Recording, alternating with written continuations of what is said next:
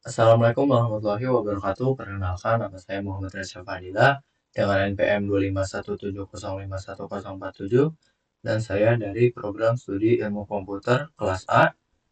Jadi saya akan menjelaskan kuis ketiga dengan materi aritmatika komputer. Jadi soal ini dibuat berdasarkan buku yang berjudul Computer Organization and Architecture yang dibuat oleh William Stallings pada chapter 10 halaman 354 sampai 357 dan 374 dan sampai 377.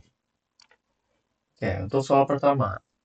Dalam arsitektur komputer modern, representasi bilangan bulat negatif umumnya tidak menggunakan metode sign magnitude, di mana satu bit pertama hanya sebagai penanda plus atau minus, melainkan menggunakan metode two's complement. Mengapa metode two's complement ini jauh lebih disukai oleh para desainer arsitektur prosesor? Jadi diberikan 4 opsi jawaban. Untuk opsi pertama, karena two's complement memungkinkan penyimpanan nilai maksimum yang 2 kali lipat lebih besar dengan jumlah bit yang sama. Lalu, opsi kedua, karena operasi perkalian dan pembagian pada two's complement tidak lagi memerlukan proses pergeseran bit di dalam register. Lalu opsi ketiga, karena two's complement memiliki representasi tunggal untuk angka 0 dan operasi penjumlahan serta pengurangannya dapat dieksekusi oleh sirkuit adder perangkat keras yang sama. Dan opsi terakhir, karena metode sign magnitude mengharuskan CPU untuk menggunakan unit berupa VPU atau floating point unit hanya untuk sekedar membaca bit penandanya. Untuk jawaban yang tepat itu adalah opsi ketiga. Kenapa? Karena untuk opsi pertama itu salah. Kenapa salah? Karena rentang nilai yang dapat disimpan oleh kedua metode pada jumlah bit yang sama adalah hampir identik, yaitu hanya bergeser satu angka. Misalnya pada 8 bit, keduanya sama-sama hanya bisa menyimpan 256 kombinasi angka. Lalu opsi kedua itu juga salah karena operasi aritmatika kompleks seperti perkalian, contohnya algoritma Booth untuk two's complement, tetap sangat bergantung pada proses pergeseran bit secara fisik di perangkat keras. Lalu opsi keempat juga salah karena sign magnitude adalah format untuk bilangan bulat atau integer, sehingga dibaca oleh halus standar, bukan memerlukan modul khusus untuk pecahan seperti floating point unit. Untuk opsi ketiga itu benar karena pada sign magnitude terdapat nilai plus 0 dan minus 0 yang membingungkan sirkuit logika, serta membutuhkan sirkuit adder dan subtraktor yang terpisah.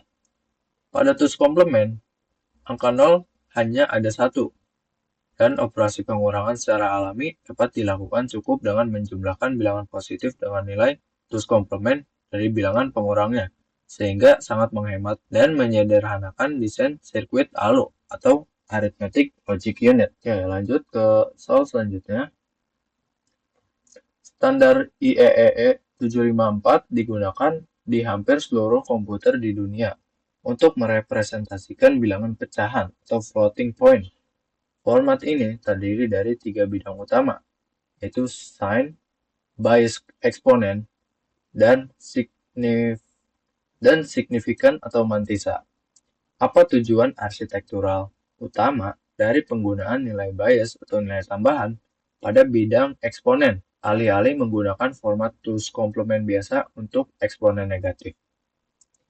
Untuk opsi pertama, untuk memberikan pemisah fisik di dalam cache L1 agar instruksi bilangan bulat atau integer tidak bercampur dengan instruksi pecahan. Lalu opsi kedua, agar komputer dapat secara otomatis mendeteksi dan mengoreksi apabila terjadi kesalahan satu bit pada bidang signifikan saat data ditransfer dari memori utama. Lalu opsi ketiga, untuk memperlebar kapasitas bit signifikan atau angka di belakang koma, sehingga hasil pembagian bilangan desimal bisa mencapai presisi yang tidak terhingga.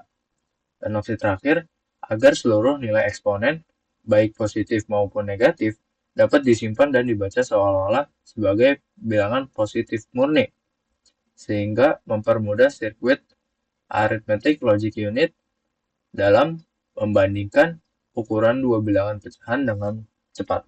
Jadi jawaban yang tepat adalah opsi keempat. Kenapa?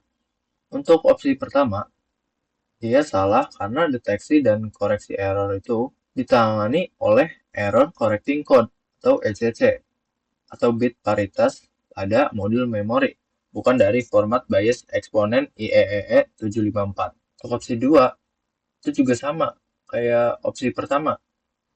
Dia ditangani oleh ECC, bukan dari format bias eksponen IEEE 754 juga. Untuk opsi ketiga, itu juga salah karena presisi bilangan floating point tetap terbatas pada jumlah bit yang dialokasikan untuk signifikan. Misal 23 bit untuk 32 bit format, bias pada eksponen tidak merubah kapasitas signifikan. Untuk opsi terakhir atau keempat, itu dia benar karena dengan menambahkan nilai bias, misalnya plus 127 pada presisi tunggal 32 bit, eksponen negatif yang sangat kecil itu bakalan berubah menjadi angka positif di memori. Hal ini memungkinkan perangkat keras arithmetic logic unit untuk dengan sangat cepat membandingkan mana eksponen yang lebih besar hanya dengan menggunakan sirkuit komparator integer biasa dari kiri ke kanan.